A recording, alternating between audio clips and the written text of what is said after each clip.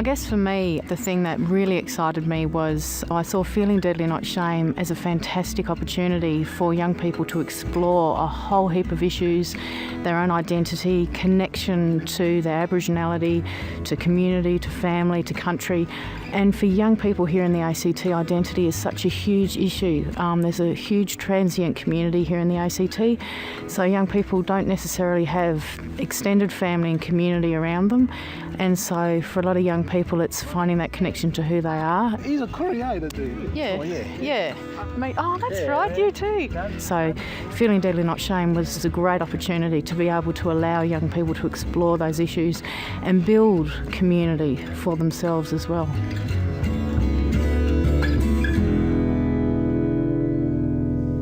I think a really important part of what we're doing today is the fact that this is a conversation, and this is what we're doing here in the ACT in adapting Feeling Deadly Not Shame, is that it's evolving all the time. So we're building, I guess it's like building bricks, we're building upon the foundation. But I'm just looking forward to, because I've got these kids in some of my schools that are just awesome, like really, really good kids, but they don't know much of their background. And I mean, these kids are going to be strong leaders one day, and then with this, they'll have one more thing to know, one more thing to be proud of, and then have some more strong Aboriginal leaders. And so, that's what I'm looking forward to. For me, what I got excited about was the opportunity, I guess, through Feeling Deadly Not Shame, for young people to actually take the time to have those conversations with other Aboriginal and Torres Strait Islander people about what being Aboriginal and Torres Strait Islander is all about, and how, that building of strength and resilience and being positive can have an impact.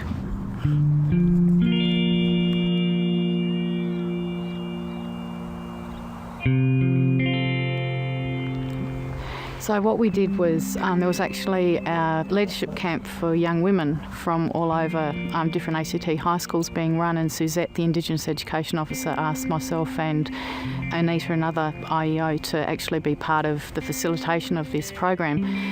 And from that, two things really emerged for all of us. One was that it was a really positive experience for the young women. The other thing was that we really needed to look at sort of adapting the program to suit the needs of young people here in the ACT.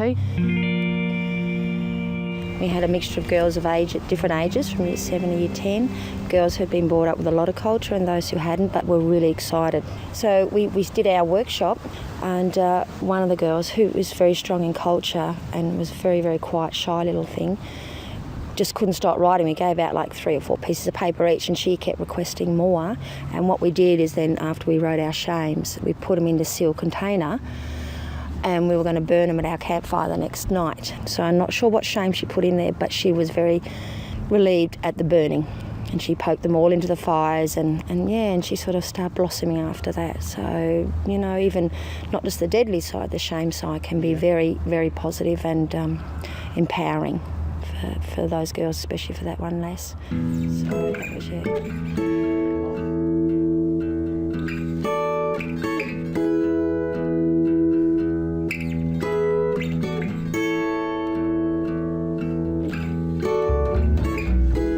So we are talking about well-being, and we're talking about trust and creating a safe environment in schools.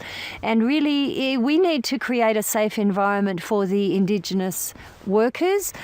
Jinabi and I need to create a safe environment for ourselves, and that has meant taking time, that's meant relationship building, that's meant those conversations and that story sharing, which also means it doesn't go according to a script.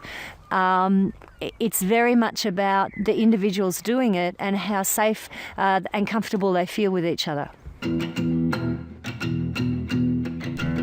So what we did after that first session that we ran is I sort of went back to Libby and said, it's a fantastic program, but there's some things that we need to actually do to really embed it into the ACT. And so with Mind Matters, we actually sort of held a couple of community forums and have sort of gone out and talked up Feeling Deadly Not Shame to a couple of community organisations, Googan, the Aboriginal Youth Service here, and also Woonunga, the Aboriginal Service. Because I actually think we really need to embed this in our system, so it's not reliant on any of us as individuals. Say if George or Suzette or Nick or myself, if we leave the system, it's actually in there permanently, and that means that it's supported by each school and the system itself, and it can keep going on. And I think that's what we need to do. To be able to do that, I reckon. Things like this is is a stepping stone to having a stronger generations for the future, instead of fading off into losing it all. There have been barriers along the way, and there still are barriers. And for me, Feeling Deadly Not Shame is building a new space for young people, and that is what really, really excites me.